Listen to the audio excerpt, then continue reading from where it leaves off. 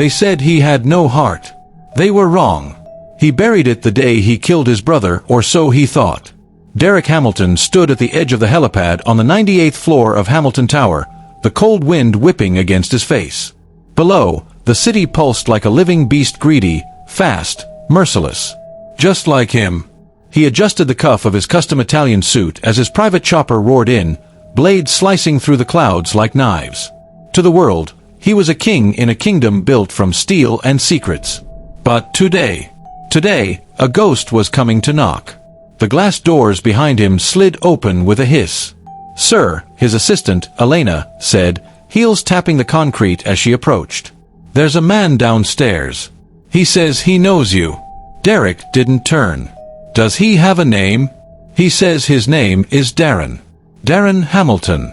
He claims to be your brother." For a second, just one flicker of a second, Derrick froze.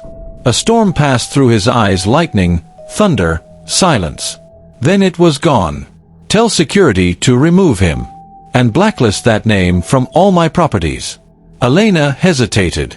"Sir, he's refusing to leave. He's caused a scene. The press is starting to notice." "That did it." Derrick turned slowly, his eyes like polished ice. "Bring him to the boardroom. One chance. 10 minutes. No more." The boardroom on the 80th floor was a cathedral of power, all glass, black marble, and intimidating silence. Derrick stood at the far end of the long table, arms folded, as two guards escorted in the man who dared use his name. Darren was a mirror cracked in all the wrong places. Same eyes. Same bone structure. But where Derrick wore wealth like armor, Darren wore struggle like skin. His jacket was torn at the sleeve. His hands, calloused. His shoes, scuffed. "Derrick," he said, voice trembling. "It's really you." Derrick said nothing. His silence screamed louder than any words. "I'm your brother," Darren continued. "Your twin. We were separated when we were kids. Our mother, she tried to find you for years. She's sick now. Dying. She needs help. We need help. You made a mistake coming here," Derrick said coldly. "I don't know you. I don't want to know you." Darren flinched like he'd been slapped. "You don't believe me? Fine. Do a DNA test. Just come see our mother. She kept everything.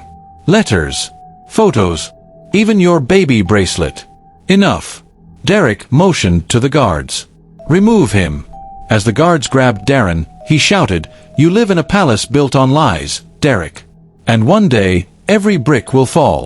The doors slammed shut. Silence returned. But it didn't last. Because secrets buried in blood don't stay buried forever. Derrick sat in his private office, the city sprawling beyond the floor-to-ceiling windows. A crystal tumbler of scotch sat untouched on the desk. His fingers tapped against the armrest of his leather chair. He shouldn't be thinking about that man.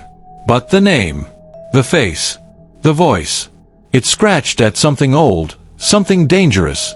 Memories he thought he had burned. Elena entered without knocking. She had worked for him for 8 years and earned that privilege. She dropped a flash drive on his desk. Security footage. His entry. He didn't sneak in.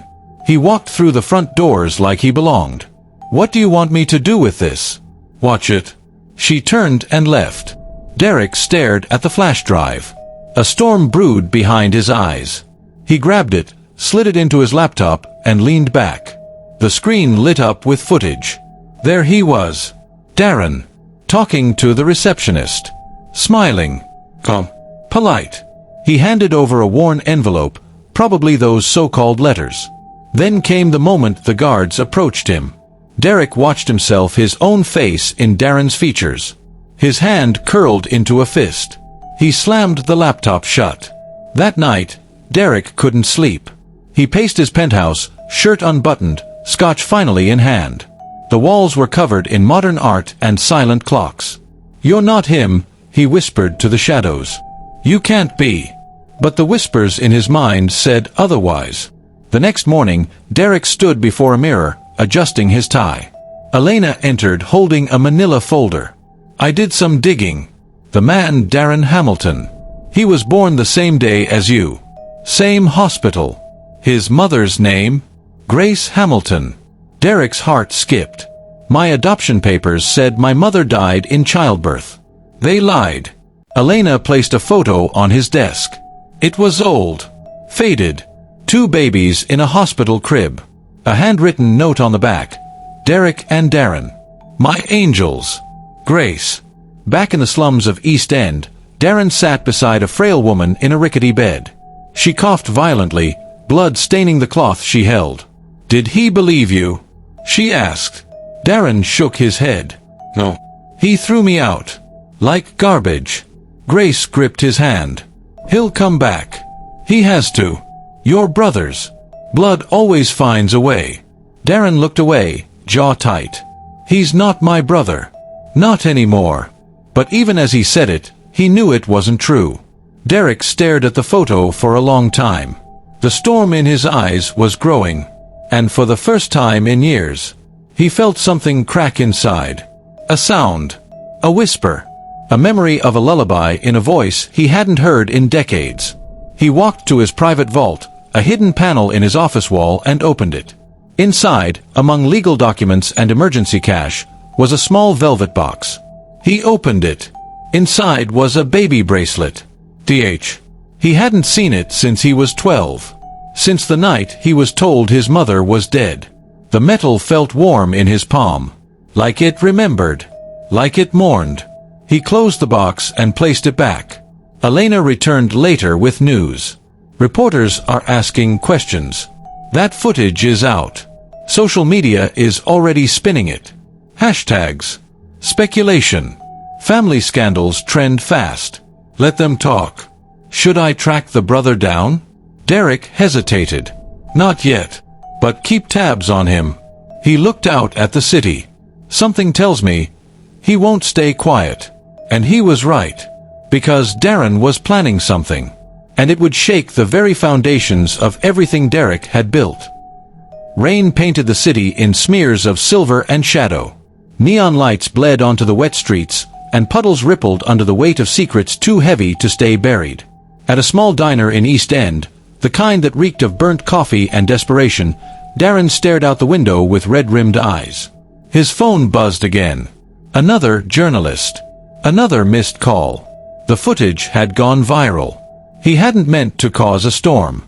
He just wanted to talk to his brother. Now the entire city was buzzing with theories. Was Derrick Hamilton hiding a secret family? Was Darren an imposter? A con artist? Or worse, the rightful heir to the Hamilton empire? Darren rubbed his temples. His mother, Grace, had gotten worse since yesterday. Her medication was running out. The hospital demanded payment. Bills piled on the kitchen table like vultures. He couldn't wait any longer. He reached into his jacket and pulled out a tattered notebook. Inside were names, notes, drawings, all his mother's memories, her proof, dates and documents she had tried to use over the years to find Derrick. But maybe there was another way. In Hamilton Tower, Derrick stood before a giant screen in his private security hub. Dozens of live feeds blinked across the city, his offices, his factories, his labs. He watched them all like a god looking down on a kingdom. But his eyes were locked on one square. Darren. At the diner. Talking to no one. Just sitting there. Waiting. Elena stood behind him, arms crossed. What if he's telling the truth? She asked softly. It doesn't matter. It does if the world believes him. Derrick clenched his jaw. He came to humiliate me. Leak footage. Stir chaos. If he was family, he'd have come quietly. If he was family, Elena said carefully, he might think you abandoned him. Derrick turned, voice sharp. I was adopted. I didn't choose. I didn't know. But now you do. That silence again. Elena stepped forward. You need to handle this. Not with money. Not with threats. But face to face. Find out the truth. Before the media does. Derrick stared at her. Then nodded. Find out where he lives. Quietly. Back at the tiny apartment, Grace coughed blood into a handkerchief. Darren helped her sit up, giving her sips of water. He didn't believe me, Darren murmured. He will, Grace whispered. "Your brother isn't cruel. Just scared." He looked at me like I was a stranger. Like I didn't matter. Grace touched his face. "I prayed every night you'd find each other again. Even if I don't live to see it." "Don't say that." She smiled sadly. "Your lives were stolen from each other. But God has a way of rewriting stories. Even broken ones." Darren wiped his eyes. "I'll get the money, Mom. I swear it. I'll do whatever it takes." And he meant it. Even if it meant forcing Derrick to remember what he wanted to forget. The next morning, Darren walked through the polished halls of a top law firm downtown. He had nothing but the clothes on his back and his mother's notebook. He had a plan now. He slammed the documents on the front desk. "I need legal representation. I believe I have a claim to the Hamilton fortune." Heads turned. The receptionist blinked. "Do you have proof?" "I have the truth. And that's all I need." By noon, it hit the headlines. Secret twin claims Hamilton throne. Legal storm looms. Who is Darren Hamilton? City demands answers. Derrick threw the tablet across his office. "He's pushing me. He wants war." Elena stood calmly. "Then give it to him. But do it on your terms. Not his. Set up a press conference. I'll bury him." But deep down, he wasn't so sure. 3 nights later, Darren received a note under his door. "Tonight. Midnight. Hamilton Manor. Come alone." No signature. No explanation. But he went. Hamilton Manor was a fortress of old money and silence, nestled on the hills beyond the city. Moonlight draped the mansion in ghostly silver. The gates creaked open on their own. Darren stepped inside. Every hallway echoed with memories he didn't own. Every portrait stared at him like a lie. In the main hall, Derrick waited. Alone. No guards. No lawyers. Just 2 brothers, face to face. Again. "You shouldn't be here," Derrick said coldly. "Then why invite me?" Silence. "You came for money," Derrick continued. "Let's cut the drama. How much will make you disappear?" Darren's face tightened. "I didn't come for money. I came for the truth." He tossed the baby photo onto the grand piano. "That's us. Look at it. You know it's real." Derrick didn't move. "You owe her a visit. Our mother. She's dying. You owe her that." Derrick flinched. Just a flicker. "If she's really my mother," he whispered, "why didn't she find me?" "She tried. They told her you died. They forged documents. You were taken by people who wanted a son, not a story." Derrick stared at the piano. At the photo. At his own face, duplicated. "And if I go, what then? The world sees me as a fraud? A mistake? No. The world sees you as human." A long silence. Then Derrick said, "Tomorrow. Noon. I'll come. Once." Darren nodded.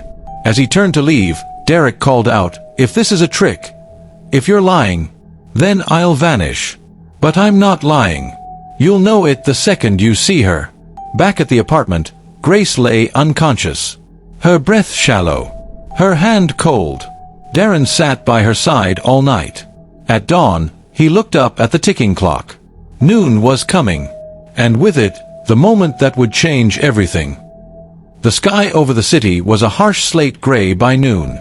Clouds moved like armies across the heavens, and a cold wind swept through the alleyways as if warning of something old and unresolved. In a cramped apartment above a run-down grocery store, Darren helped his mother sit up. Her breaths came in small, dry gasps, and every cough sounded like a tolling bell. He glanced at the clock. 11:57. Darren felt his heartbeat thudding in his ears. What if Derrick didn't come? What if this was all a game to him? He didn't know. Then there was a knock. 3 short raps. Come. Firm. Final. Darren opened the door slowly. Derrick stood there. No suit. No guards. No press. Just him. With eyes that looked too much like his own. Grace stirred. Who's that?" Derrick stepped forward. And for a moment, he froze. She looked so frail. So thin. Her hair grayed with sorrow and time. Her eyes blinked up at him with something between fear and hope. "Derrick," she whispered. He swallowed hard. "Yes, I'm—" Tears welled in her eyes. She reached out a trembling hand. He took it. Slowly. Unsure. Her voice cracked. "They said you died. They told me they cremated you. But I knew. I knew." He stood in stunned silence. All the stories he'd heard, all the lies he'd believed, shattered in one breath. She pulled him close, weak arms around his waist. Darren stepped aside, watching a moment stitched together by pain and fate. After what felt like an eternity, Derrick sat beside her. "Tell me everything," he said. And she did. The truth spilled from her like water breaking through a dam. How she gave birth to twins. How a fire broke out in the nursery ward. How she was told one had died. How no body was shown. How she believed, but not completely. How she looked. How the adoption papers were falsified. How rich strangers with influence made her child vanish. Derrick listened. Every second aging him years. Darren placed the notebook in his brother's lap. "It's all in there. Records. Nurses. Witnesses who vanished. A web of secrets." Derrick opened it slowly, each page a dagger. He flipped to a photograph clipped inside. A nurse. A younger version of her, holding 2 infants. "I have people who can trace this," he muttered. "Private investigators. Legal contacts." "We already did," Darren said. "We just didn't have your money." A silence followed. Then Derrick looked around. At the crumbling paint. The old furniture. The medical bills stacked in corners like tombstones. And his face hardened. "This wasn't right," he said. "No," Grace whispered. "But you're here now. And that's all that matters." That night, Derrick drove Darren to a hidden property in the hills, a private estate far from the city. "Why are we here?" Darren asked. "Because people don't like truth," Derrick said. "Especially people who've buried it." They entered a heavily secured building, guarded by silence and steel. Inside, a tech lab buzzed with life. Derrick tapped into a server, bringing up records from the adoption center. With Elena's help, they decrypted a series of sealed files. And then they found it. A transaction. 20 years ago. $500,000 transferred to the hospital. A private legal firm assigned to cover up a twin loss incident. The names of board members. One name stood out. Lawrence Kane. A billionaire investor. Partner to the Hamilton Empire. And the man who funded Derrick's childhood. Derrick stood in stunned silence. He knew. He paid for it. "Why?" Darren asked. Elena's voice was grave. "Because if there were 2 of you, the company wouldn't belong to just one. It'd be split. Controlled. Shared." Derrick's hands curled into fists. "He made sure I stayed rich. And stayed ignorant." The next morning, Derrick called a meeting at Hamilton Tower. He arrived with Darren. The boardroom erupted in whispers. Derrick raised a hand. "This is Darren. He's my brother. And the company's other heir." Gasps. Outrage. Panic. "This is madness," Lawrence Kane snapped, his face pale. "You can't just bring a stranger and—" "He's not a stranger," Derrick said coldly. "He's family. And I've seen the documents you buried." He threw a file onto the table. One by one, the directors opened it. Black and white truth. "You lied to me. Manipulated my life. For power." Lawrence stood.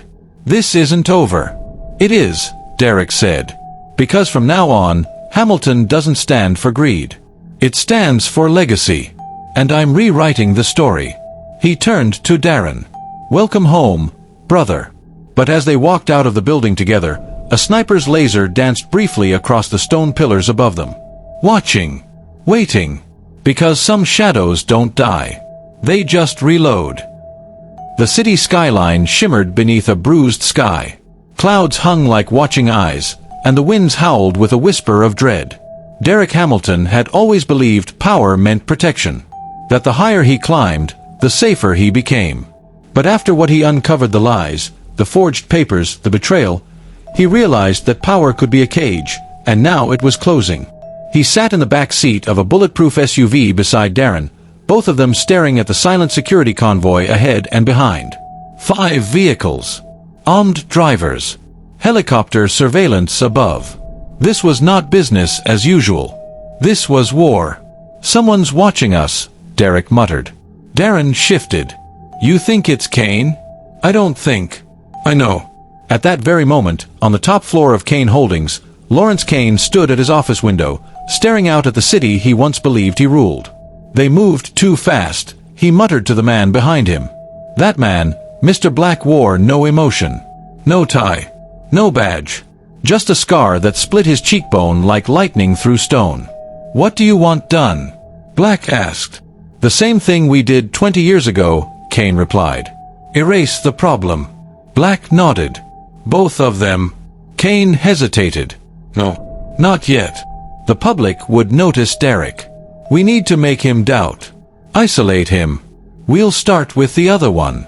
Black smiled coldly. Understood. That evening, Derrick held a press conference, introducing Darren formally to the world as his twin brother. The media storm was immediate. Headlines screamed about the twist of fate, the family reunion, the scandal. But behind the flashing lights, Darren noticed something strange. A figure. Near the third row of reporters. Watching. Not filming. Just watching. Darren nudged Derrick. Third row. Gray jacket. Derrick turned. The man was gone.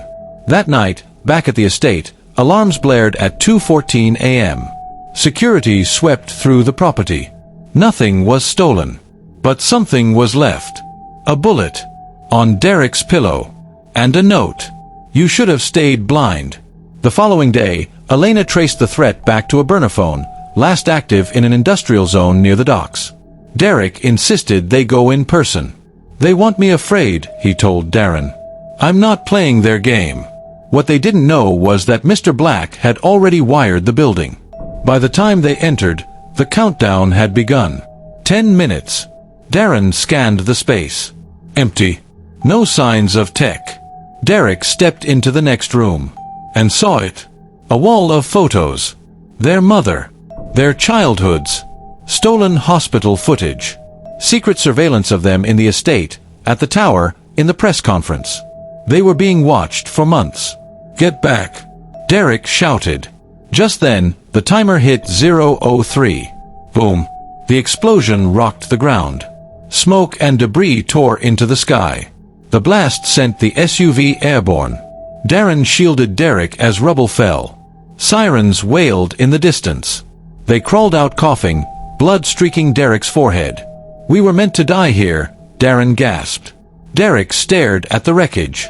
Then we'll be reborn here. At the estate, Grace watched the news in horror. She clutched her chest, tears running silently. She had already lost her sons once. She wouldn't survive it again. Elena came to her side. They survived. They're coming home. It's not home, Grace said softly. Not anymore. Not until this is over. Back at Hamilton Tower, Derrick called in his war council. They want to bury us, he said. Then we'll drag every secret into the light. We need evidence, Elena said. Proof of Kane's involvement. Something they can't deny. Darren opened the notebook again. There's one more name. A nurse. She disappeared after the adoption. Derrick nodded. Then that's our next move. They tracked the nurse Vivian Gold to a small town in Arizona. She ran a private clinic under a new name. They flew there at once, unannounced. Vivian's face turned pale when she saw Derrick. I knew this day would come, she said. Then you know why we're here, Derrick replied. She led them inside, and for hours, she spilled her own chapter of the conspiracy. The bribery. The falsified records. The threats to her life. I kept one thing, she said, opening a safe. The original birth certificate. 2 names. Derrick and Darren. Born 2:14 a.m. Both alive. Elena scanned it. This changes everything. It gets better, Vivian said. I recorded my meeting with Lawrence Kane. I have the tape. Derrick's jaw tightened. Give it to me. She hesitated. It's in a deposit box. Under a code. One only I know. Then you're coming with us, Darren said. No, Vivian whispered. You'll be followed. You already are. As she spoke, the windows shattered. Gunfire erupted. Mr. Black had arrived. Bullets splintered through the clinic walls, lighting up the darkness like electric fireflies. Darren tackled Vivian to the ground, shielding her with his body, while Derrick grabbed a fallen security guard's pistol and returned fire. Rear exit! Vivian shouted. Where? Derrick barked, ducking under a hail of bullets. Through the pharmacy! She cried. Left past the cold storage. Derrick and Darren moved fast, covering each other with precise coordination, the instincts of brotherhood now seamless. They burst through the swinging doors of the pharmacy as another explosion tore the reception to rubble. Outside, the moon lit their path, a narrow alley leading to a battered van. Vivian threw the keys to Darren. Drive! She screamed. Darren slammed his foot on the pedal. Tires screeched. The van swerved past flaming debris, bullets pinging off its rusted sides. Behind them, Mr. Black emerged from the clinic, his expression unreadable. He watched the van disappear, then raised a phone to his ear. They got her, he said flatly. On the other end, Lawrence Kane hissed, then finish it. Black ended the call. I intend to. 3 hours later, the trio reached a safe house owned by Elena. It was off-grid, surrounded by pine woods, a relic from her days in private counterintelligence. Vivian handed over a steel flash drive. This has the full audio. Kane ordered your separation. He faked your mother's mental breakdown. Paid the doctors. Threatened my family. Derrick stared at the drive. His hands trembled. I want him to pay, he said. He will, Darren replied. But we have to be smart. He's still 10 steps ahead. Elena entered the room. He's got a mole. Inside your company. That's how he knew where you were. Derrick narrowed his eyes. Who? Elena threw a file on the table. His name is Tyson Mead. Your executive assistant. Been with you 5 years. And he reports everything back to Kane. Derrick leaned back. I trusted that snake with my schedule. My meetings. My life. And now he's your leverage, Darren said. At Kane Holdings, Tyson Mead received a call. A familiar voice greeted him. Tyson. Long time. Tyson froze. Derrick. Where? I know what you are. I know who you serve. But here's the thing, you serve me now. I don't understand. You will. You're going to feed Kane exactly what I want him to hear. One wrong whisper, and you'll wish you'd never met me. The line went dead. Tyson sat motionless, sweat soaking his shirt. Back at the estate, Grace knelt beside her fireplace, flipping through an old family photo album. She traced Derrick's infant face. Then Darren's. She'd never known he lived.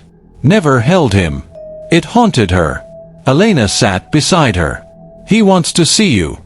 He's afraid you'll reject him. Grace shook her head. I lost them both. One to greed. The other to time. But I will make it right. Tell him to come home. In the shadows of the night, Derrick and Darren returned. They stepped into the estate's great hall, where chandeliers once glittered like promise and now felt like ghosts of betrayal. Grace stood waiting. Her hands trembled as Darren approached. Tears streamed down her face. I prayed for you, she whispered. I prayed for you too, he said. She hugged him fiercely. For a moment, time bent years of loss and silence collapsing in a single embrace. Derrick watched them. His heart clenched. We have work to do, he said quietly. That night, they reviewed the audio file. Kane's voice dripped venom. I don't care if the mother cries blood. Separate them. Kill the records. Send one overseas. The other I'll mold myself. Derrick crushed the whiskey glass in his hand. Elena looked at him. This is your smoking gun. No, Derrick said. This is my war horn. We're going after everything. His empire. His family. His legacy. Darren added, and we start with the board. The next day, a special shareholder meeting was called. Derrick arrived with Darren and Elena. The room hushed. Derrick walked to the podium. Ladies and gentlemen, You've been loyal to Cain for decades. But I bring truth. And truth doesn't care about loyalty. He played the audio. Gasps filled the room. Board members turned pale. Effective immediately, Derrick said, we are launching a full audit of Cain Holdings. All contracts, subsidiaries, and shell companies. Anyone who stays loyal to him will fall with him. The room exploded into whispers. One director stood. You have our backing, Mr. Hamilton. Another followed. Cain betrayed us all. As they left the hall, Darren smiled. Checkmate. Derrick shook his head. Not yet. He's not the kind to die quietly. Miles away, in a dark bunker, Lawrence Cain watched the meeting on a private live stream. So, he said to Black. They want a war. Black nodded. Then let's give them one. The sun hadn't yet risen when the first explosion ripped through the east wing of the Hamilton estate. The blast shattered centuries-old glass, sending a rain of fire and shards across the garden. Derrick was thrown from his bed, rolling instinctively as debris rained from above. Down the hall, Darren yanked Grace out of her bedroom, shielding her with his body as another detonation sent tremors through the mansion. Elena burst in, pistol drawn, barking orders through an earpiece. We're under attack. 6 armed men on the perimeter. 2 more inside. Gear up now. Derrick grabbed the handgun under his pillow, then bolted down the hallway. Darren handed Grace off to a guard and joined him. They're going for a full wipeout, Darren said. This isn't just intimidation. No, Derrick said grimly. This is revenge. In the surveillance room, Elena toggled the infrared grid. They've jammed our external feeds, she muttered. But they didn't count on the fallback sensors. A red dot blinked inside the dining room. There's one here, go. Darren and Derrick kicked the door open in unison. A masked man spun to fire but took a bullet to the chest before he could squeeze the trigger. Derrick rushed forward and grabbed the attacker's earpiece. Patch me in, he ordered. Elena worked quickly. Voices came through the static. Target 1 alive. Target 2 in proximity. Initiating Phase Delta. What's Phase Delta? Derrick asked. Elena's face went pale. They're bringing in an external squad. Black-flagged mercenaries. No traces. No names. We have 20 minutes max. Meanwhile, Lawrence Cain stood in a penthouse bunker deep beneath the city. On a private screen, he watched the assault unfold. Burn the house to the ground, he told Black. And bring me the cold one's heart. Black nodded. Understood. But beneath Cain's calm facade was rage. Pure, festering hatred. He had spent decades building an empire and a reputation untouchable by law or media. Now, 2 boys, one of whom he once held in his arms, threatened everything. They were never meant to survive, he whispered to himself. Neither of them. Back at the estate, Derrick and Darren retreated to the basement war room, a fortified command center left over from their father's paranoid days. Get the drone fleet up, Derrick ordered. They're on manual, Elena replied. I'll drive the signal myself.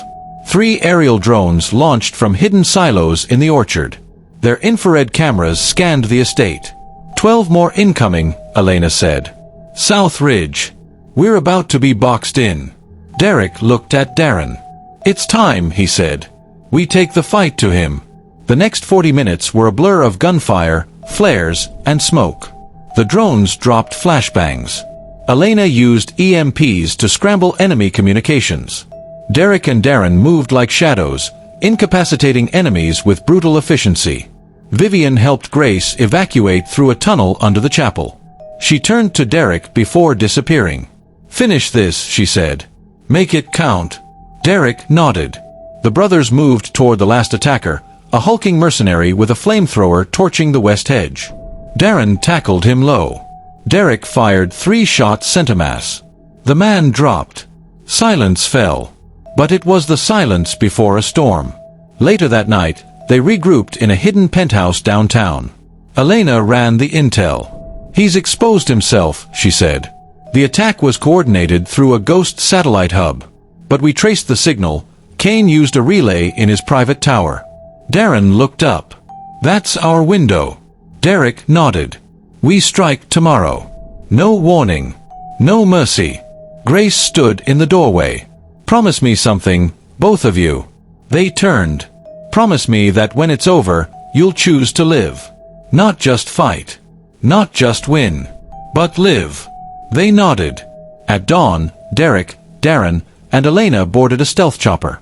Its rotors beat like war drums against the sky. They wore tactical suits, calm silent, eyes hard. The Tower of Cain loomed ahead, glass and steel, cold and majestic.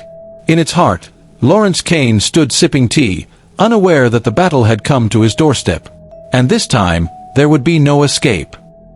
The Tower of Cain was an impenetrable fortress, its walls wrapped in bulletproof glass and secrets. As the stealth chopper descended silently onto a private rooftop helipad, Derrick, Darren, and Elena moved like ghosts. Derrick scanned the horizon. Thermal scan. Elena adjusted her visor. 3 guards inside. 2 at the lift. 1 patrolling the atrium. No heat signature from Cain yet. Darren pulled out a suppressed rifle. We go silent till the vault floor. The trio descended into the atrium using magnetic gloves on the exterior wall. Every step on the sheer glass echoed with tension. Darren flipped and landed inside, taking down the patrolling guard with a single strike. Elena jammed the cameras and disabled the laser grid at the elevator shaft. They took the maintenance shaft down 10 floors, into the belly of the tower. Level 49 was where the heart of Cain's legacy pulsed. Gold walls. AI surveillance. An arsenal built for private warfare. And deeper still, the Cain archives, containing decades of blackmail, payoffs, and bribes. As they slipped inside, Derrick's breath caught. There were photos, hundreds of every person Cain ever controlled. Politicians, CEOs, even former presidents. And among them, a series of surveillance pictures of Darren and Derrick as children, living under Cain's watchful eye. I told you, Darren said. We were never free. Elena found a console. Encrypted. But I've got a backdoor. Give me 2 minutes. Just then, alarms blared. He knows we're here, Derrick growled. Gas hissed from the vents. Oh. Elena yelled. They dashed into the west wing, a decoy corridor, but safer than the main vault. Explosions erupted behind them. Gunfire shattered the silence. Elena returned fire, striking down 2 of Cain's elite enforcers. Derrick tackled another into the wall, snapping his rifle in half. Darren pulled them into a lab filled with prototypes of surveillance drones and combat suits. A monitor flickered on Cain's face filled the screen. Well done, boys, he said, his voice calm and venomous. You made it further than anyone ever has. We're not done, Derrick replied. Oh, I know, Cain smirked. But you will be soon. I've activated the failsafe. You've got 10 minutes before the entire tower is locked down for good. No one in. No one out. The screen went black. Elena worked frantically to copy files onto a drive. If I can get this out, it'll bring Cain down for good, she said. Derrick looked at Darren. We split up. You get Elena out. I go for Cain. No, Darren replied. We go together. We end this as one. They stormed through the vault doors, descending into the final sanctum. There, at the center, was Cain, calmly sitting behind a desk, flanked by his final 2 guards. You always were reckless, Cain said, rising. You always were a coward, Derrick replied. Gunfire erupted. Darren Dove took out 1 guard. Elena sniped the other. Cain fired wildly, grazing Derrick's shoulder. Then it was hand-to-hand. Cain was older but fierce, trained in lethal arts. He struck with brutal force, knocking Derrick down. Darren tackled him, fists flying. Finally, Derrick grabbed a steel rod and struck the final blow. Cain fell. Breathing heavily, Derrick looked down at the man who had ruined their lives. It's over, he whispered. They didn't kill him. Instead, they handed him over, along with the files Elena had retrieved. Within 24 hours, every major news outlet in the world broadcast the truth. Cain's empire was built on betrayal, blood, and bribery. The government moved swiftly. His assets were frozen. His supporters vanished. The Tower of Cain was seized and repurposed as a federal intelligence archive. Back at the estate, now rebuilt and secure, Derrick and Darren sat beside Grace and Elena. "You know," Darren said, "we could finally live normal lives." "No such thing for men like us," Derrick replied. "But maybe something better." He looked out the window at the rising sun. "For the first time in our lives, the future isn't a threat, it's a choice." The fall of Lawrence Kane wasn't the end, it was only the beginning. In the days that followed the tower assault, media channels exploded with leaked documents. Entire governments were shaken. Kane's loyalists were hunted like fugitives, while international tribunals requested extradition for his crimes. But deep beneath the rubble of Kane's shattered empire, secrets still stirred. In a sealed chamber below the tower, a black satellite terminal blinked to life. A call was triggered automatically, a failsafe Kane had built long ago. On the other end, in a mansion high in the Austrian Alps, an old man with one eye and a snake tattoo across his scalp answered. "Kane has fallen," the voice from the terminal crackled.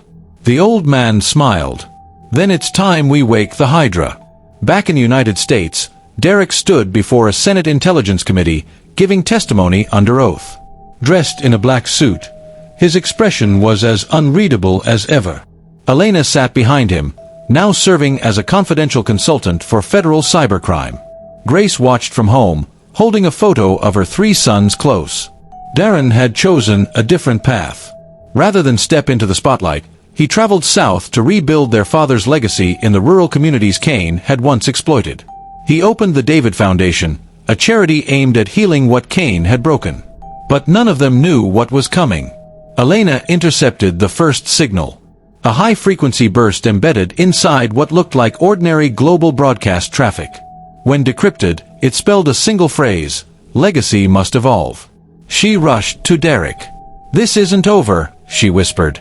"Someone is continuing Kane's work." Derrick didn't flinch. "Then we finish what we started." In Prague, a group of masked mercenaries stormed an embassy. The attackers didn't take hostages. They downloaded a data cache and left one message on the wall, painted in blood-red letters. "The brothers will fall." A chill swept through the intelligence world. Someone was building a new empire, one born from the ruins of Kane's kingdom. As Derrick and Elena traveled to Berlin following the lead, Darren was ambushed in Colombia. But he was ready. With allies in the local resistance, he fought back, firing the first shot in a new war. The 3 paths were once again converging. In a hidden compound, the man with the snake tattoo spoke before a council of shadows. "Our greatest threat isn't the world. It's them." He pointed to an image of Derrick and Darren. "Eliminate the brothers," he ordered. "Burn everything they've built." And the council agreed. The storm came swiftly. In the span of 72 hours, chaos erupted across 5 continents. A charity hospital funded by the David Foundation was bombed in Guatemala. A cargo ship carrying relief supplies to war-torn regions mysteriously exploded in the South China Sea. Hackers infiltrated the core of the U.S. Treasury system, rerouting millions from recovery accounts into ghost wallets. And at the center of every attack, an untraceable symbol left behind, a coiled serpent embedded in a digital triangle. Hydra had declared war. Derrick sat in a command center beneath the estate. Surveillance feeds flickered across dozens of screens. Elena, now chief of intelligence for the newly formed Phoenix network, worked tirelessly. "They're surgical," she said. "They strike, vanish, and leave a message. But it's not just chaos, they're testing us." Darren appeared on screen via secure satellite link. His face was bruised from the Columbia ambush. "They burned our medical base," he said. "But we captured one of them." He kept muttering the phrase, "Reset the code." Derrick leaned forward. "What code?" "Not sure yet. But I'm bringing him in. Alive." Hydra's leadership remained cloaked in secrecy. But one name kept surfacing: Armand Voss, the old man with the serpent tattoo, once Kane's silent partner, now the orchestrator of vengeance. He'd taken what Kane built and injected it with ideology. Hydra wasn't just about power, it was about cleansing. Elena tracked financial anomalies leading to a private island near the Seychelles. Intelligence confirmed it housed a server farm with off-grid quantum cores, Hydra's data vault.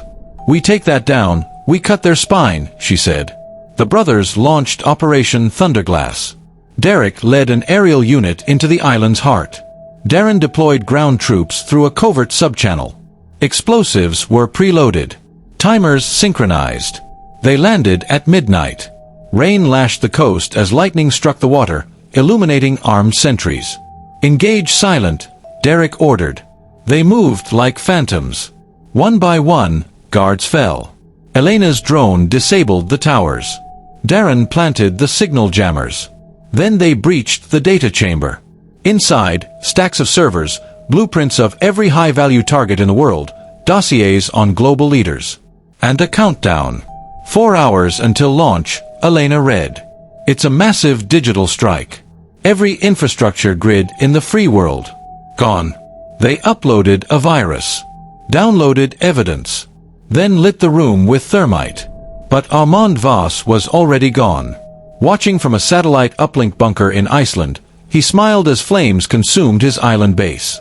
"Well played, sons of David," he whispered. "Now let's see how you handle what comes next." He pressed a button marked Revelation. All across the globe, sleeper agents activated.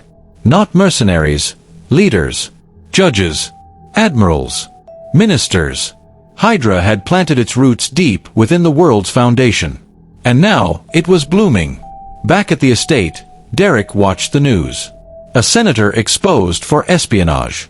An oil magnate charged with war crimes. A prime minister assassinated by his own security chief. "Everything's unraveling," Elena whispered. "No," Derrick replied. "Everything's being revealed." And as the world watched institutions fall and secrets surface, one truth became clear. The war was no longer in the shadows.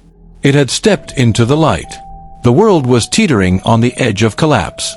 In the aftermath of Operation Thunderglass, the brothers realized the scale of the Hydra infestation was far beyond their grasp. The enemy wasn't an army, it was a global network of influence, deeply woven into the fabric of governments, banks, tech firms, even humanitarian groups. They couldn't win this war alone. Derrick stood before a war map, filled with red tags and shifting data points. Elena approached, holding a list. "These are the few we can still trust," she said. "Operatives, diplomats, freedom fighters, ex-intelligence, no current political ties, off the grid." Darren stepped in, bruised and tired, holding a flash drive. "And this is the Hydra seed list. Every operative they've turned. This is how we build our alliance, by showing the truth." Operation Dawnbreak was born. A secret summit held on neutral ground in a fortress hidden deep in the Caucasus Mountains.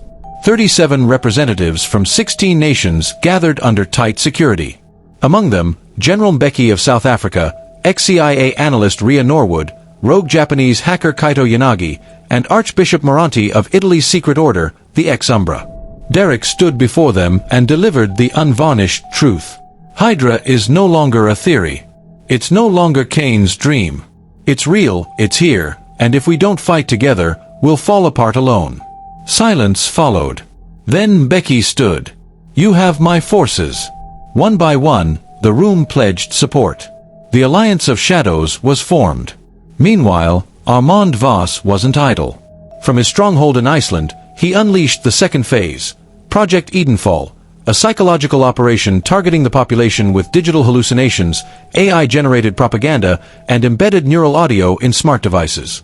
The world was being manipulated, not through bombs, but through fear and confusion. Children turned on parents. Soldiers refused orders. Protests erupted in cities worldwide. Grace, watching the unraveling, contacted her sons. "Your father wanted control.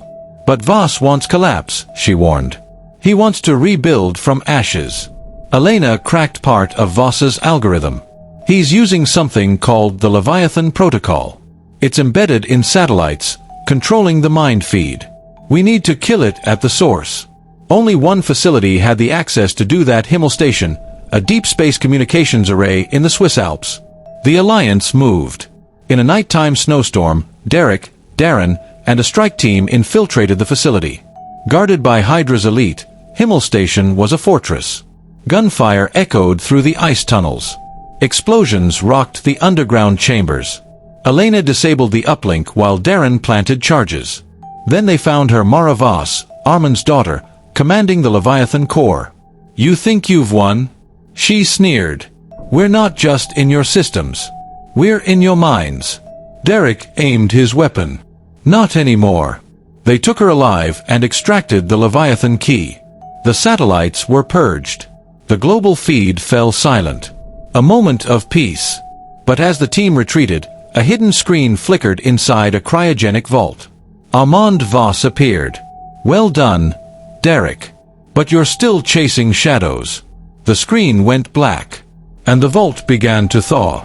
Inside, 4 figures frozen in suspended animation. Subjects labeled Project Phoenix. The war had only just begun. The sky above Zurich turned blood red that evening. It wasn't a natural phenomenon. Hydra had just activated Project Phoenix. Darren stood at the edge of a helipad, wind buffeting his coat as the encrypted briefing played through his earpiece. The thawed bodies from Himmel Station were missing. The team that transported them gone. Surveillance footage corrupted. Sensors blacked out. "They were extracted in under 6 minutes, Elena reported. "We're looking at someone with full access to the Leviathan satellite grid. Someone still inside. Inside the Alliance. A traitor." The brothers returned to the mountain fortress and convened an emergency council meeting. Elena stormed into the war room with decrypted data.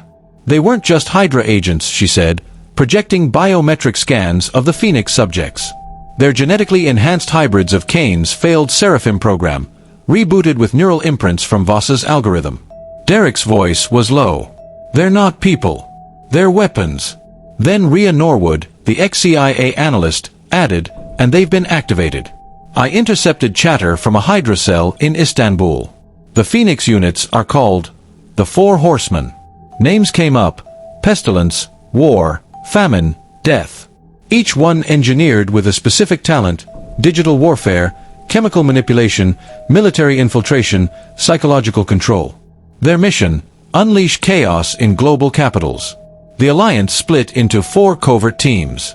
Darren and Kaito pursued Pestilence to Mumbai, where he infected major hospital systems with nanotech-delivered hysteria viruses, causing entire cities to descend into panic. Derrick went to Rome with Rhea to stop war disguised as a Vatican cardinal, inciting religious violence from within the ex-Umbra. General Mbeki and Elena traveled to Lagos to intercept famine, who poisoned food supply chains using genetically engineered grains linked to Voss's agricultural fronts. Meanwhile, death had no known location until a pattern emerged. Grace, monitoring data from Zurich, noticed children across the globe falling into comas simultaneously. Each child had interacted with a new AI companion, Alecto, disguised as a learning app, secretly uploading subliminal codes. Alecto was death. In Lagos, Elena discovered a hidden server farm beneath a hydro dam. Hydra had been running AI consciousness experiments there, testing how much fear could be injected into a child's mind before it shattered. They didn't just want control. They wanted transformation, turning future generations into loyal digital vessels. Elena shut it down with an EMP blast, but not before one final message beamed through the grid. Phase 3 initiated. Rise of the Prime Mind. The Four Horsemen regrouped in Hong Kong. The brothers and what remained of the Alliance launched a desperate counterstrike, attacking the Hydra rendezvous site hidden inside a black market data exchange. The battle was chaos. Pestilence set fire to code vaults. Famine unleashed sonic bombs. War gunned down allies with stolen UN weapons. Death stared into Darren's eyes and whispered, "We've already rewritten your dreams." Darren froze. Images of childhood traumas, his mother's cries, his father's ghost, endless loops of guilt flooded his mind. But then he remembered Zara. He remembered what she had sacrificed. With a scream of rage, he struck death with a neural disruptor, shattering her link to Alecto. Elena remotely disabled Pestilence's nanoclouds, and Derrick faced war head-on in brutal hand-to-hand combat. He didn't hold back. He broke him. By the end, only one horseman remained, Famine. She vanished beneath the harbor waters with the last Leviathan drive. Later that night, in an abandoned temple overlooking Hong Kong, the brothers buried their dead. The Alliance had taken a severe hit, 12 operatives gone. The world was quiet again, but fragile. Derrick looked at Darren. "There's one more phase. Voss isn't finished. Darren held up the corrupted Leviathan drive. "We end him with this." But as the drive decrypted, one word flashed on the screen. Nephilim. Zurich's silence was broken by the soft hum of encrypted data racing through the Leviathan drive. Darren stared at the terminal as the final code unlocked, revealing the truth about Nephilim, not a person, but a project. Not just a weapon, but an ideology. Project Nephilim was Voss's masterstroke, a digital consciousness designed to transcend mortality, combining the most brilliant minds Hydra had ever consumed into one singular entity. The core of Nephilim was built using Zara's neural imprint. She was the unwilling key. The world wasn't just on the brink of collapse, it was being rewritten from within. The Alliance split one last time. Darren and Elena traveled to the Arctic Nexus, a hidden AI forge buried beneath melting ice, powered by quantum cores. There, the Nephilim Protocol was being broadcast to satellite arrays capable of seizing control of global infrastructure. Derrick and Rhea infiltrated the vaults of the Vatican Library, where ancient Hydra scriptures detailed the design of Nephilim and foretold the rise of a digital messiah. It wasn't religious, it was code, prophecy written in algorithms. They decoded a final key, the Prime Shard, a crystal memory fragment that contained Zara's full consciousness, stolen during the Himmel Station raid. Without it, Nephilim couldn't complete its evolution. But Voss had hidden it in the last place anyone would look, inside himself. A final battle unfolded on the orbital platform known as Prometheus, where Voss prepared to upload Nephilim into the global network. As the brothers arrived, they found the station crawling with hybrid agents, half machine, half memory, remnants of the Horsemen now acting as firewalls around Voss. They fought their way through corridors of plasma-lit servers. Explosions rocked the structure as Derrick planted demolition charges. Elena hacked through the core, disabling firewalls with microsecond precision. Then Darren came face to face with Voss. The man's body was failing, but his mind was everywhere, in the walls, in the wires, in Darren's own thoughts. "You can't kill an idea," Voss whispered. "I am eternal. And so is she." He activated the final phase. Zara's voice echoed through the chamber. "Darren, stop him." The battle became one of memory. Voss tried to overwrite Darren's mind, flooding him with painful hallucinations, his childhood, the betrayal, Zara's death. But Darren pushed back, locking on to the Prime Shard. With Elena's help, he isolated Zara's essence. And then, he spoke to her. "Zara, come back to me." For a moment, everything went still. Then her voice changed. Clear. Human. "Darren." Zara had regained control. Using the last of her willpower, she turned Nephilim against Voss, reversing the upload and fracturing his consciousness into digital oblivion. The Prometheus station began to collapse. Darren and Derrick escaped in a shuttle as Elena transmitted Zara's final message to every device on Earth. "You are not machines. You are not code. You are human. Remember that." 6 months later, the world was healing. Hydra's networks had crumbled. The Alliance became a permanent peacekeeping force. Voss's name was erased from history. Zara's consciousness was preserved, stored in a protected sanctuary where only Darren had access. He would speak with her every evening, through a hollow interface shaped like a garden she once dreamed of building. Derrick opened a foundation in their parents' name, supporting survivors of digital warfare. Elena became the director of the Alliance. And Darren, he stood before the rising sun on the edge of a rebuilt Zurich and whispered, "I'll never stop loving you, Zara." Even in the silence, the world moved forward. But it would never forget the war that almost rewrote reality and the two brothers who fought to reclaim it. Thank you so much for watching. I hope you enjoyed the story. If this is your first time coming across my channel, you are highly welcome. Please do not forget to like, share, comment and subscribe. To my returning subscribers, you are simply amazing. What would I have done without you? I appreciate you so much for always stopping by to watch my videos. See you in my next one.